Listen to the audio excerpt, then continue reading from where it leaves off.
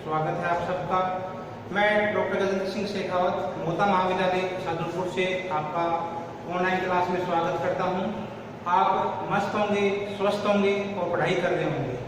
आप नियमित रूप से अध्ययन करें, ऑनलाइन क्लास देखें और उनको लाइक करें। आज भारत के पड़ोसी देश हैं, पड़ोसी देशों में से ही आपको नेपाल और नेपाल के बाद में श्रीलंका, और श्रीलंका के भौतिक भाग मैंने पिछली वीडियो में करा दिए थे।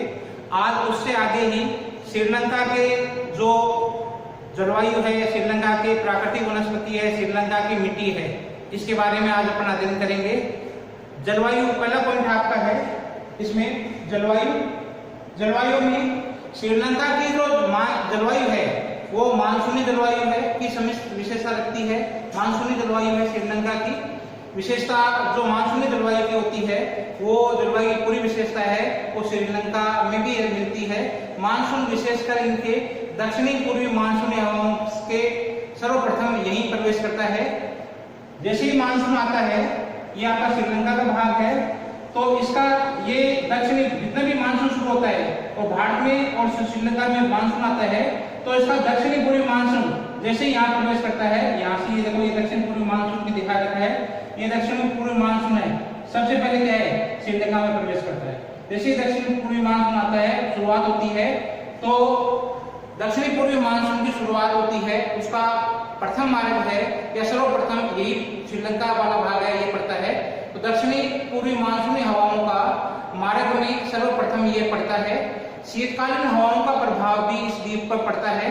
चारों ओर से समुद्र से घिरा होने के कारण से देखो पूरा भाग क्या है कि आप शीतकाल का प्रभाव पड़ता है, चारों ओर से किससे घिरा हुआ है, ये समुद्र से घिरा हुआ है। तो चारों ओर से समुद्र से घिरे होने के कारण से क्या है, ये समकारी प्रभाव भी रखता है। चारों ओर से ये समुद्र से घिरा हुआ है और समुद्र से घिरे होने के कारण से समकारी प्रभाव यहाँ के तटवर्ती प्रदेश है उस पर दृष्टिगोचर होते हैं, दिखाई देते हैं। और धरातल पर जलवायु का प्रभाव, जो दक्षिणी भाग है आपका, वो दक्षिणी आपका पर्वतीय क्षेत्र है, वहां पर मुख्य रूप से देखने को मिलते हैं। तो ये आपका दक्षिणी और पश्चिमी मध्यवर्ती भाग है, यहाँ पर जलवायु का प्रभाव और धरातल का प्रभाव है। धरातल के प्रभाव पर जलवायु का प्रभाव पड़ता है। जो धरातल की जलवायु है उसका प्रभाव किस पर पड़ेगा, वहां की जलवायु पर पड़ेगा। तो दक्षिणी और मध्यवर्ती भाग है या पर्वतांचल वाला भाग है, ये वाला भाग है, ये पर्वतीय क्षेत्र है। यहाँ पर आपका ये आदम पर्वत है, आपका कल आपको बताया था। तो ये जो क्षेत्र हैं ये दक्षिणी मध्यवर्ती भाग के क्षेत्र है, यहाँ पर धरातल का प्रभाव है वो जलवायु पर पड़ता है। सामान्यतः श्रीलंका में गर्मियां हैं वो अधिक पड़ती है, गर्मी तेज पड़ती है यहाँ पर, किंतु समुद्री प्रभाव के कारण से तापमान होता है वो सम बना रहता है। यहाँ शीतकालीन जो मानसून है, शीतकाल में भी औसत तापमान आपका क्या है कि जो औसत तापमान है वो 22 डिग्री और ग्रीष्म काल में 27 डिग्री सेंटीग्रेड तापमान रहता है। जो सागरीय भाग है यहाँ पर आपका तापमान है समकालीन रहता है, क्योंकि चारों ओर से देखो ये समुद्र से घिरा हुआ है, हिंद महासागर है, एक तरफ इसके अरब सागर है, बंगाल की खाड़ी है, पूरा क्षेत्र द्वीप है। ये पूरा जो द्वीप है ये समुद्र से घिरा होने के कारण से यहाँ समकालीन प्रभाव रहता है। शीतकालीन में तापमान आपको मैंने बताया था कि शीतकाल में तापमान है, शीतकाल में औसत जो तापमान है वो आपका 22 डिग्री सेंटीग्रेड रहता है। ग्रीष्म काल में तापमान 27 डिग्री सेल्सियस के आसपास रहता है। गर्मी और तापमान और सर्दी के तापमान में ज्यादा अंतर नहीं रहता है, यद्यपि दैनिक तापमान है और वार्षिक तापमान यहाँ बहुत कम रहता है। दैनिक तापमान और वार्षिक तापमान इनका अंतर है, ये बहुत कम रहता है, तापांतर कम रहता है। जो दिन का तापमान सुबह का और रात का समय का तापमान में जो में भी कमी आती है, वो वार्षिक तापांतर है, दोनों में तापांतर में बहुत कम अंतर देखने को मिलता है। मई से अगस्त तक का यहाँ पर जो मई और अगस्त का है उसमें दक्षिणी पूर्वी ये वाला भाग है, यहाँ का मानसून आता है। क्या है आपका जो दक्षिणी पूर्वी मानसून है ये आपके अगस्त से लेकर आपके मई से लेकर अगस्त तक, मई से लेकर अगस्त तक, मई से अगस्त मई से अगस्त तक महीने में क्या है, मानसून आता है, दक्षिणी पूर्वी मानसून। दक्षिण पूर्वी मानसून ये वाला भाग है और आएगा मई से लेकर आपके अगस्त तक के महीने में दक्षिण पूर्वी मानसून का प्रभाव रहता है। तथा नवंबर से लेकर जनवरी तक, हाँ, नवंबर से जनवरी, नवंबर से जनवरी तक का है आपका ये दक्षिण आपका उत्तरी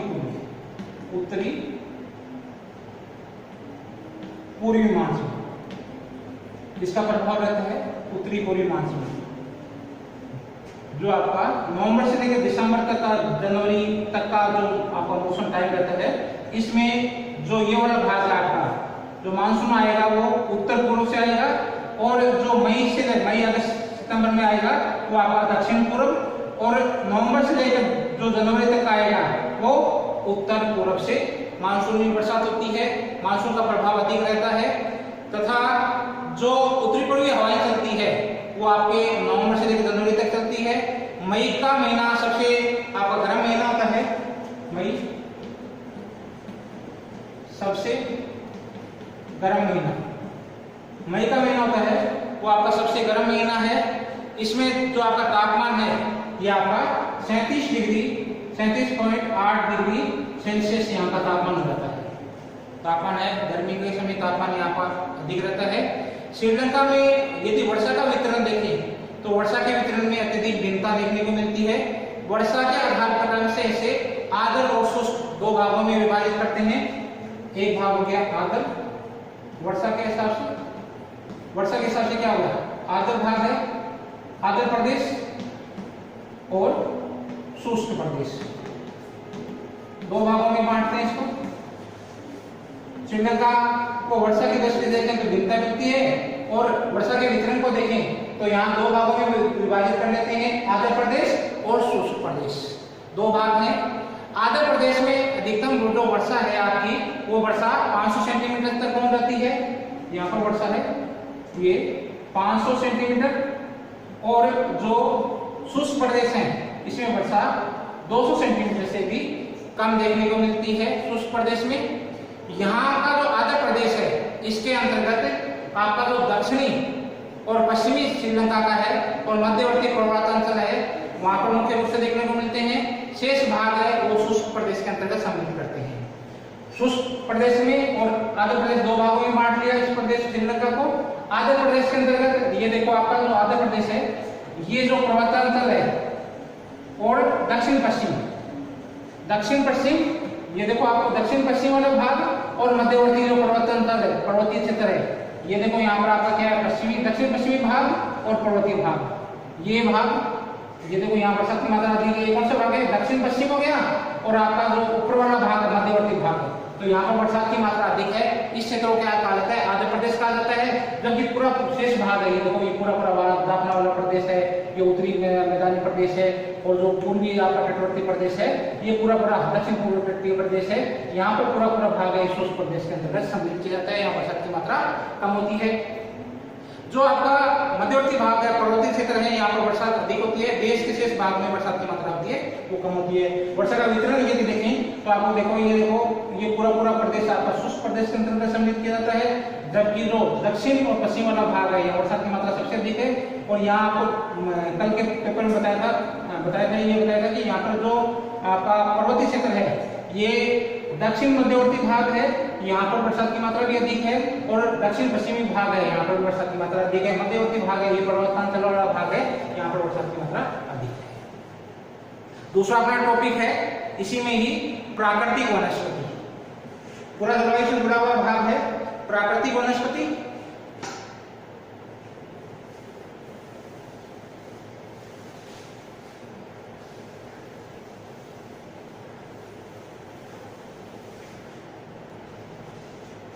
दूसरा टॉपिक आपको है प्राकृतिक वनस्पति।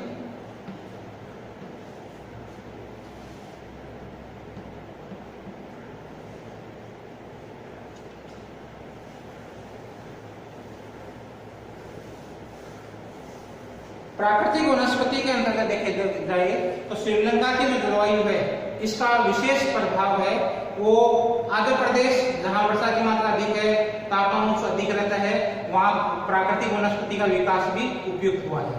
श्रीलंका की जलवायु विशेषकर जहां आर्द्र जलवायु अभी आपको बताइए, ये वाला क्षेत्र है आपका क्या है, आंध्र प्रदेश है। कौन सा प्रदेश है? आंध्र प्रदेश। श्रीलंका का जो आंध्र प्रदेश है यहाँ पर क्या है कि जलवायु में वर्षा की मात्रा भी अधिक है, वर्षा की मात्रा अधिक तथा तापमान की मात्रा अधिक जिस क्षेत्र में पाई जाती है। ये कौन सा क्षेत्र है? आर्द्र क्षेत्र। आर्द्र क्षेत्र जहां है तापमान और वर्षा की मात्रा अधिक है, आर्द्र क्षेत्रों का तापमान और वर्षा की मात्रा यदि अधिक है तो ऐसे क्षेत्र में क्या है कि इस क्षेत्र में जो प्राकृतिक वनस्पति पाई जाएगी वो उपयुक्त मात्रा में पाई जाती है, अधिक मात्रा में पाई जाती है। एक समय ऐसा था श्रीलंका का कि संपूर्ण श्रीलंका के पूरे भाग में, संपूर्ण भाग में, ये पूरा भाग का श्रीलंका का ये पूरा सघन वनों से ढका हुआ था, सदाबहार वनों से ढका हुआ था। एक समय ऐसा था कि पूरा श्रीलंका का भाग है ये आपका सघन सदाबहार वनों से ढका हुआ था। पूरा क्षेत्र है श्रीलंका का ये सदाबहार वनों से ढका हुआ था। लेकिन क्या हुआ, वर्तमान समय में वनों का निरंतर मात्रा में क्या है विस्तार होने से कारण से, किंतु वर्तमान समय में वनों का निरंतर कटाव होने से पर्वतीय क्षेत्रों तक ही सीमित हो गए हैं। लगातार क्या है कि अभी कृषि क्षेत्र के लिए क्या है कि शेष प्रदेश में जो कृषि होने लगी, अब वर्षा होने लगी तो पेड़ों को काटने लगी। तो वर्तमान समय में इन वनों को काट दिया गया है। निरंतर मात्रा में ये वन क्षेत्रों को काटने से क्या है कि इनका विस्तार किस क्षेत्र में रह गया है, पर्वतीय क्षेत्रों में ही इसका विस्तार रह गया है। पर्वतीय क्षेत्रों में विस्तार के अलावा यदि देखें तो शेष भाग पर क्या है, शेष प्रदेश पर कृषि की जाने लगी है। वनों में मुख्य रूप से आपके जो दो भागों में बांट लेते हैं, एक तरफ जहां वनस्पति में भिन्नता मिलती है, एक तरफ आपके जो सदाबहार वन है और दूसरी तरफ शुष्क तथा अर्धशुष्क वनस्पति मुख्य रूप से पाई जाती है। वनस्पति को यदि बांटे तो वनस्पति दो प्रकार की है, एक आपकी है सदाबहार वन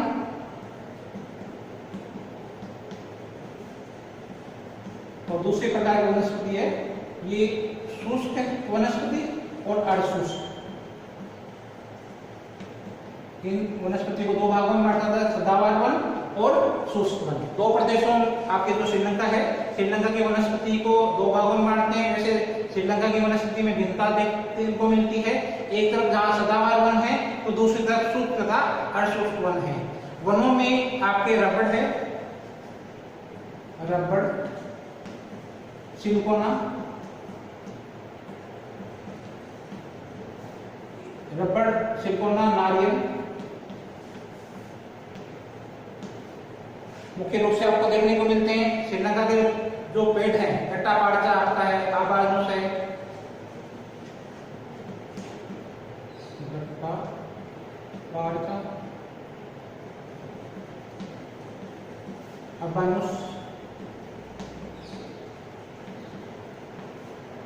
तो श्रीलंका की यदि वनस्पति की बात करें तो रबड़ है, सिंगोना है, नारियल है, गट्टा पाड़चा है आपका, और आपका आबानुस है। चंदन के वृक्ष भी बहुत मिलते हैं, चंदन इनके वृक्ष मुख्य रूप से मिलते हैं। इसके अलावा साथ साथ में जो जहां बरसात की मात्रा कम होती है वहां एबोनी तथा यूकेलिप्टस आपके जो वनस्पति सफेदा है जिसको कहते हैं, ये मुख्य रूप से मिलता है बक्सा क्षेत्र में यूकेलिप्टस।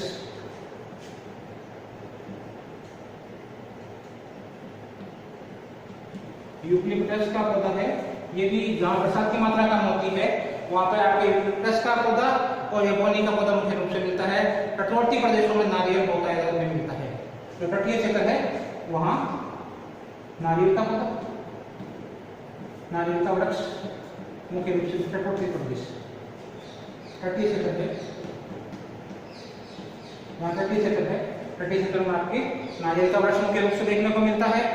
और इसके अलावा यहाँ की जो सरकार है वो भी वन संरक्षण को के अनेक उपाय कर रही है।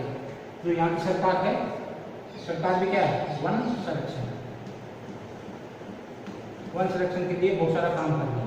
यहाँ श्रीलंका की सरकार है जो कि वन संरक्षण के लिए बहुत सारी योजना बना रही है, सहयोग कर रही है और बहुत सारे उपाय भी कर रही है। इसके अलावा आपका जो तीसरा पॉइंट है वो श्रीलंका में मिट्टी है।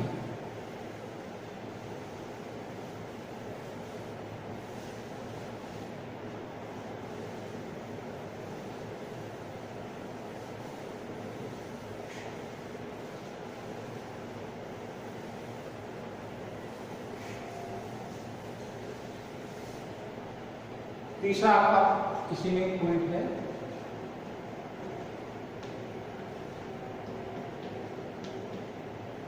मिट्टियां, सॉइल्स। श्रीलंका में मिट्टियां, श्रीलंका में देखा जाए तो मिट्टियां मुख्य रूप से कई प्रकार की भिन्नता लिए हुए होते हैं। यहाँ श्रीलंका में मुख्य रूप से आपके जो मिट्टियां हैं उनको 4 भागों में बांट सकते हैं। एक आपकी पोडोलिक मिट्टी है, पोडोलिक मिट्टी है, कहीं आपके लेटेराइट मिट्टी है, कहीं आपके जो जलोढ़ मिट्टी है, कहीं आपके पीटी मिट्टी।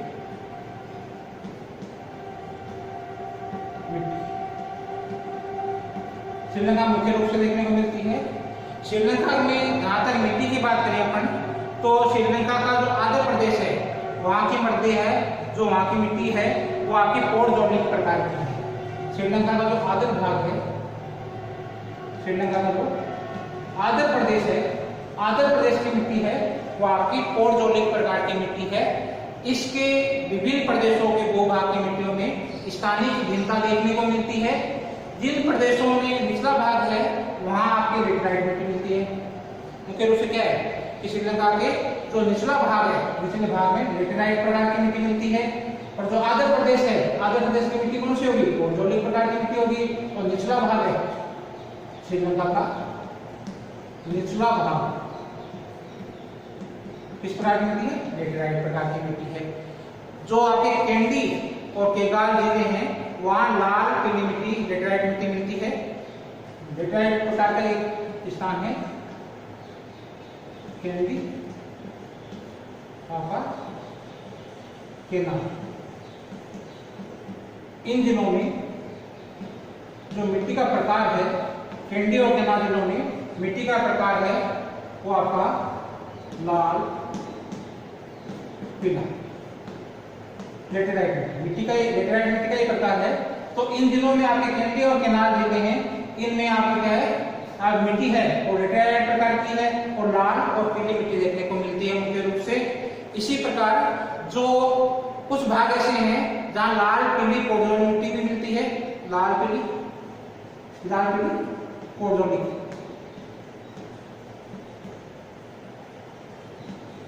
कुछ ऐसे जिले हैं, कुछ ऐसे स्थान भी हैं वहां लाल पीली मिट्टी भी मुख्य रूप से देखने में पोडोलिक प्रकार की प्रकार है।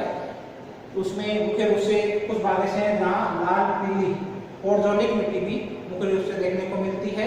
जवाब मिलता है शुष्क प्रदेशों में जो अधिकांश भाग है आपका, जो दक्षिणी आपका उत्तरी और दक्षिणी भाग है वहां लाल भूरी मिट्टी मिलती है। जो शुष्क प्रदेश वाला भाग है, इस पूरे भाग में आपके पूरा भाग है यहाँ लाल भूरी मिट्टी, लाल भूरी मिट्टी। शुष्क प्रदेश जहाँ है, शुष्क प्रदेश मिट्टी का प्रकार है लाल भूरा। जहां आपका शुष्क प्रदेश है वहां की मिट्टी क्या हुई, लाल भूरा प्रकार की मिट्टी है। जो आपका उत्तरी और दक्षिणी भाग है, जो शुष्क प्रदेश है, ये आपका उत्तरी भाग है और ये आपका दक्षिणी भाग है। इस पूरे भाग में ये शुष्क प्रदेश है, और शुष्क प्रदेश की जो मिट्टी है वो लाल और भूरी प्रकार की मिट्टी है। जहाँ शुष्क प्रदेश मिलता है आपको देखने को मिलता है वहां की मिट्टी है आपकी क्या है कि लाल भूरी प्रकार की मिट्टी है। और ये जो कुछ यहाँ की जो मिट्टी है, ये लाल भूरी प्रकार की मिट्टी है, ये उपजाऊ मिट्टी है, अत्यधिक उपजाऊ मिट्टी है। कुछ भाग में ये उपजाऊ मिट्टी भी है, उपजाऊ मिट्टी पाई जाती है। इसी प्रकार से इनका जमाव जहां पर आपके शुष्क प्रदेश है उसका उत्तरी पश्चिमी भाग है वो अनुपजाऊ है।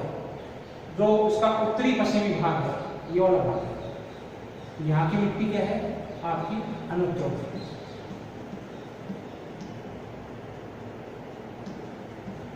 यहाँ की मिट्टी अनुपजाऊ है। कौन सा भाग है?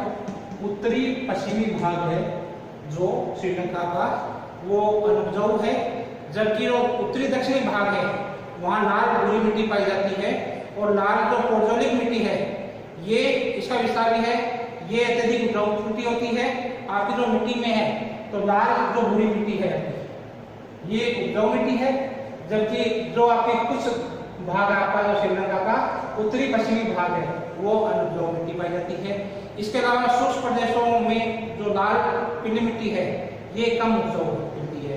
जाफना प्रायद्वीप में जो ये जाफना प्रायद्वीप है यहाँ की मिट्टी में चूने का अंश पाया जाता है। चूने का अंश पाए जाने के कारण से यहाँ पर जो जाफना प्रायद्वीप है पूरा पूरा भाग उसमें क्या है कि चूना युक्त चट्टानें पाई जाती है, पड़ेदार चट्टानें पाई जाती है। ये प्रदेश इसको कहा जाता है श्रीलंका का जाफना प्रायद्वीप। इस जाफना प्रायद्वीप में पड़ेदार चट्टानें पाई जाती है और पड़ेदार चट्टानों में चूने का अंश है, चूना प्रधान प्रदेश है। पूरी आपके जाफना प्रदेश में चूना प्रधान होने से चूने का अंश अधिक पाया जाता है। यहाँ पर कृषि की जाती है और जो कृषि है वो अधिक उपयोगी है। कृषि में जो भिन्नता पाई जाती है वो अलग अलग क्षेत्रों में अलग अलग प्रकार की आपकी कृषि पाई जाती है। लेकिन जो जाफना वाला प्रायद्वीप है इसमें चूना युक्त है तो चूने का अंश अधिक होने के कारण से ये काफी उपयोगी है, कृषि के लिए उपयोगी मानी जाती है। और नदी घाटी प्रदेशों में कछारी मिट्टी पाई जाती है। इसको कछारी मिट्टी कहते हैं, जलोढ़ मिट्टी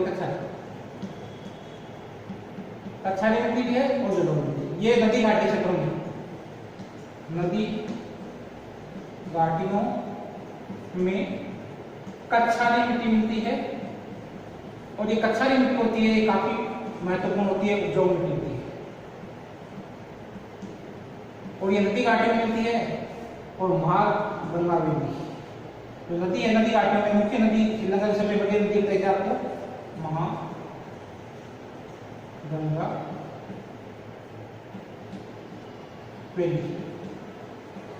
इसकी जो घाटियां हैं, इसके जो मैदान है वो काफी उपजाऊ देखने को मिलता है। तो श्रीलंका में आज आपने पढ़ा है श्रीलंका की जो जलवायु है, श्रीलंका की प्राकृतिक वनस्पति है, श्रीलंका की मिट्टी है। उम्मीद है आपको आज का जो चैप्टर पसंद आया होगा।